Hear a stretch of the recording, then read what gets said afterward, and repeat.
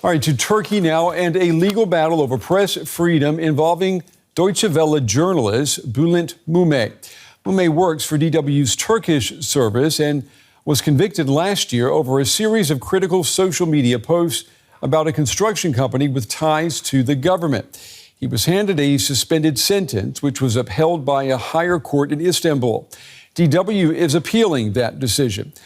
We're going to hear more from our colleague in just a moment, but first, DW's Julia Hahn now on the wider fight over journalism in Turkey. A street interview can land you in jail in Turkey. 33-year-old Dilruba from Izmir was arrested earlier this month after she criticized President Recep Tayyip Erdogan on a popular Turkish YouTube channel. In the 21st century, handing the entire Republic of Turkey to one man means he'll treat it like his father's farm. Dilruba has just been released pending trial, but she could still face up to 3 years in prison, her lawyer told us, for allegedly insulting the president and inciting public hatred. An investigation has been launched and they're looking for elements of a crime.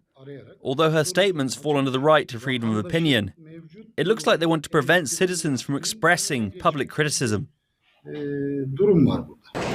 Dilruba's case is just one of many in Turkey, where freedom of expression and freedom of the press have come under immense pressure in recent years.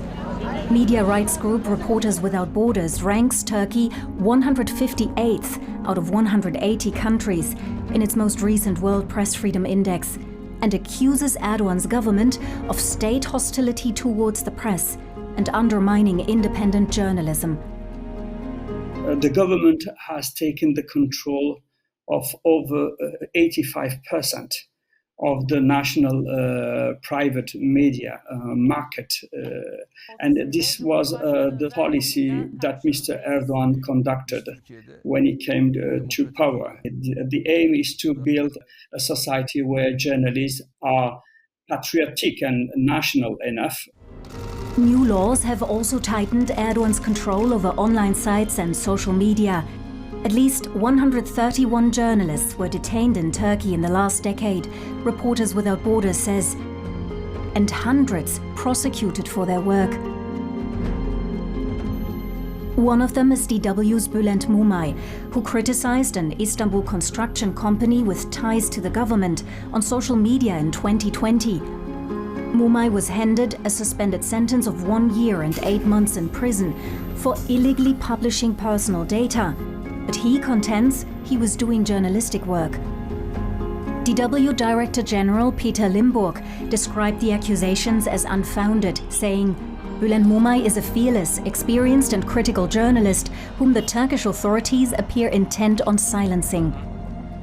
DW says it will challenge the conviction at Turkey's constitutional court, a spark of hope for Bülent Mumay and other Turkish journalists who say they won't be silenced and continue to do their jobs. Well, before his return to Turkey, our chief political correspondent or editor, Michaela Kufner, spoke with Bülent Mumay about what the suspended sentence means for his work and his life in Turkey.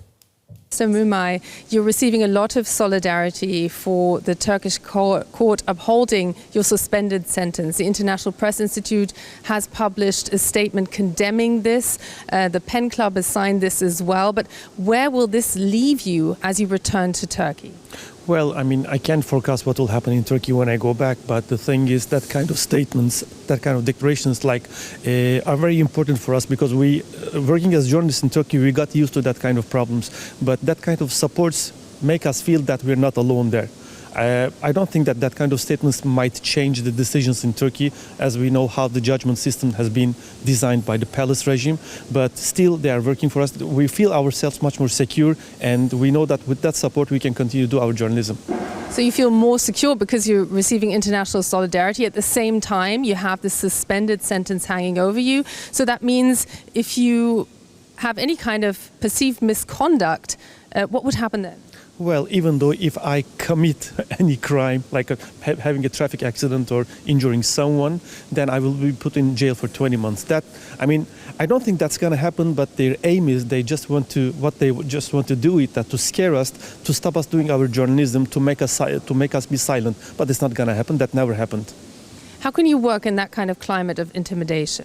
Well, if you are a journalist in Turkey, you got used to live under the pressure of Erdogan. Since more than 10 years, he's getting much more autocratic, as we know. But we don't have any other chance. There are only two ways. We will quit journalism or we will continue doing that.